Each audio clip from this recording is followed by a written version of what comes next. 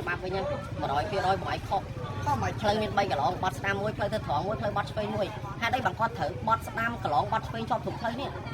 គាត់បត់ពីកន្លងបត់ឆ្វេងមកបត់ចូលស្ដាំចេះតែឥឡូវខ្ញុំទីផ្លូវឥឡូវយើងមិនបាច់និយាយទេតែឥឡូវបងសុំ100ទៅចង់និយាយថាគាត់លុយដែរចង់និយាយអូននិយាយមកគាត់តាំងពីអើយស្រួលណាស់តែគាត់និយាយអត់ចង់មើលមុខខ្ញុំទេឥឡូវគាត់ចង់មើលមុខខ្ញុំឥឡូវគាត់ជួយ100ទៅណាឥឡូវគិតមិនខ្ញុំសុំនិយាយសិនដំបងខ្ញុំអត់មានរឿងអីត្រូវវែងឆ្ងាយឥឡូវកុំបាច់និយាយតែ100ខ្ញុំអត់ព្រមទេឥឡូវគិតថាយ៉ាងម៉េចឥឡូវចឹងគិតមិនមុនដំបងខ្ញុំសុំគាត់300គាត់ថាអត់លុយខ្ញុំសុំ1លានខ្ញុំថាខំ1លានហ្នឹងខ្ញុំអត់យកទេហើយជឿមិនយើងនិយាយ200មិននិយាយចឹងហើយមួយបាទ10ខ្ញុំនិយាយ1លានពូ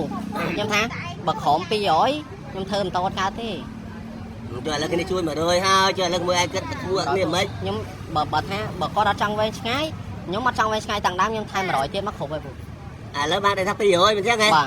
តែឥឡូវខ្ញុំមើលគាត់ជុំ200មួយគិតថាយ៉ាងម៉េចទៅតាំងដើមមកបងនិយាយទៅតាំងដើមមកគាត់នៅបើអាចបញ្ចប់បានអាហ្នឹងក៏បញ្ចប់ទៅអាហ្នឹងចង់និយាយចឹងវាអត់មានកំណាងទេតែអត់មានរបួសមនុស្សបាទអូនខ្ញុំចង់និយាយប្រាប់អ្នកព័ត៌មានណាកូនខ្ញុំតែប្រាប់ខ្ញុំមកខ្ញុំអត់ទាន់ហេតុការទេប៉ុន្តែខ្ញុំចង់និយាយថាចរាចរណ៍ខ្ញុំរស់នៅរាល់ថ្ងៃក៏ខ្ញុំគោរពច្បាប់ចរាចរណ៍ដែរប៉ុន្តែខ្ញុំចង់និយាយថាកាលណាយើងឡានយើងបត់មកគៀម៉ូតូគឺវាខុសមិនមែនទទួលស្គាល់ថាកូនខ្ញុំត្រូវទាំងអស់ទេធម្មតាម៉ូតូវាជិះវាអាចលឿនអីចឹងទៅវាអាចក្មេងវាអាចខុសដែរឡានក៏វាខុសដែរប៉ុន្តែគាត់និយាយថាឡានម៉ូតូជិះមកបុកឡានអត់មានខុសសោះចុះឡានអត់ខុសសោះមិនតាមមកគៀកូនខ្ញុំណាហើយគាត់មើលតែឡានគាត់ទេគាត់អត់មានម៉ូតូកូនខ្ញុំតែអស់លេងណាមិននៅកថៅរបស់ទៀតណាហើយខ្ញុំអាងសុំមិនចង់បានលុយគេទេរាល់ថ្ងៃសុំតែសក់ទេណាសុំឲ្យគាត់មានសំណងមកកូនតិចតួចណាមិនខ្ញុំនឹងចង់បានលុយហាឡានចង់បានលុយគាត់ទេ